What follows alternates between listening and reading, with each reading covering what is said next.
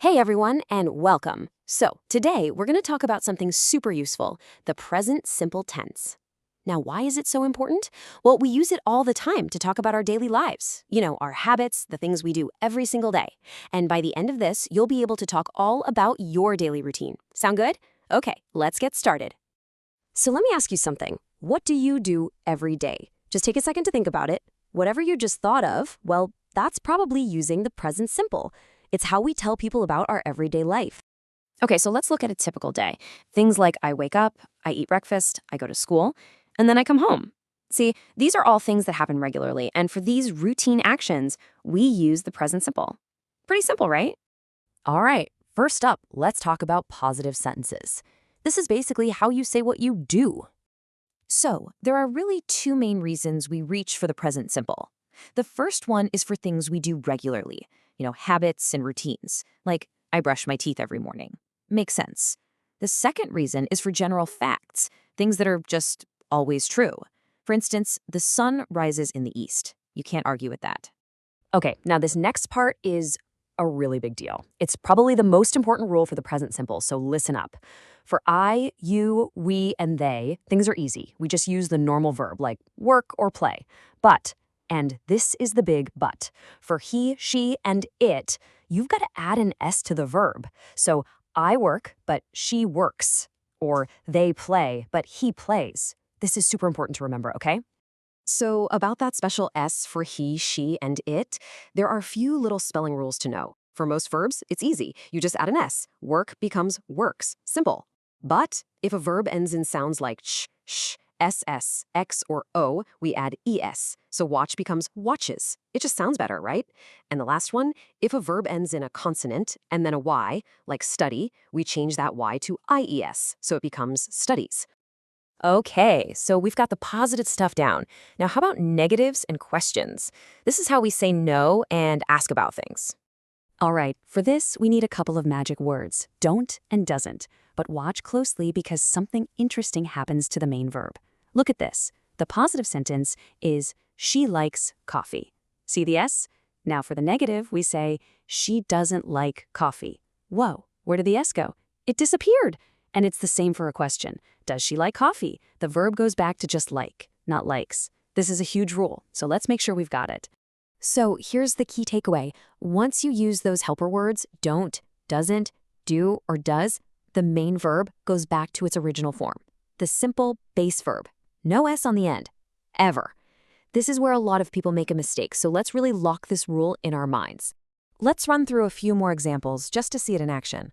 For a negative, you could say, I don't eat meat. Or for he, you'd say, he doesn't walk to school. See?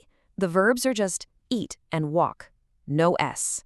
And for questions, do you have breakfast? Or does he study English? Again, the verbs have and study are in their base form. Perfect.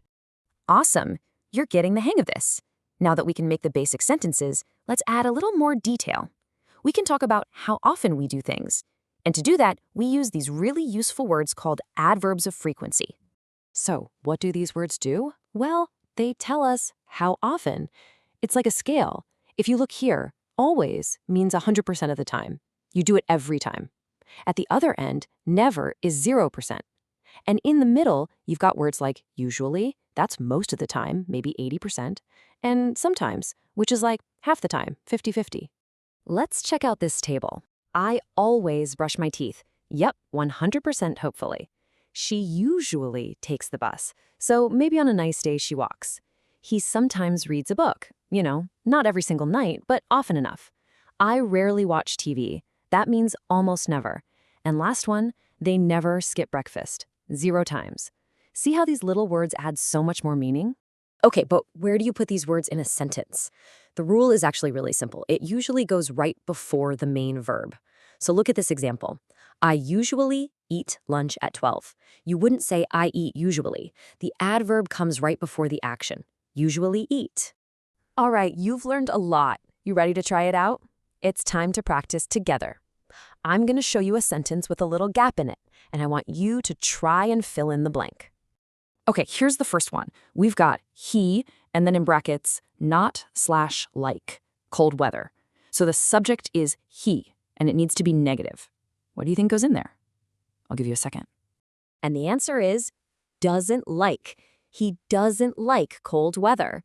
We use doesn't for he, and remember, the verb goes back to its base form, like. Awesome job if you got that one. Ready for another one? Let's do it. This one's a question. The blank is at the start, and then they live near the university. The subject here is they, so how do we start a question with they? The correct answer is, do they live near the university? We use do when we're asking a question about they, and once again, the verb is just the simple form, live. Excellent work! You guys are doing fantastic. To wrap things up, let's do a quick review of the most important rules, and we'll even look at a few common mistakes to help you avoid them. Okay, let's look at some really common slip-ups. First, you might hear someone say, he don't work. But we know better, right? The correct way is, he doesn't work. Next one, does she works? Nope. Remember our big rule? After does, the verb has no S, so it should be, does she work? And finally, a tricky one. I don't never go. The word never is already negative, so we don't need don't. You just say, I never go. So let's recap the big ideas. Number 1, for he, she, it, add an S to the verb in positive sentences. Number 2, use don't or doesn't to say no. Number 3, use do or does to ask questions. And the golden rule, the most important one. After don't, doesn't, do, or does, you always use the simple base verb, no S. And there you have it. That's the present simple. Now you've got all the tools you need to talk about your routine. So to finish up, I've got a question for you. What do you usually do on weekends? Have a think about it and try to use the rules we learned today. Thanks so much for joining me, and keep practicing.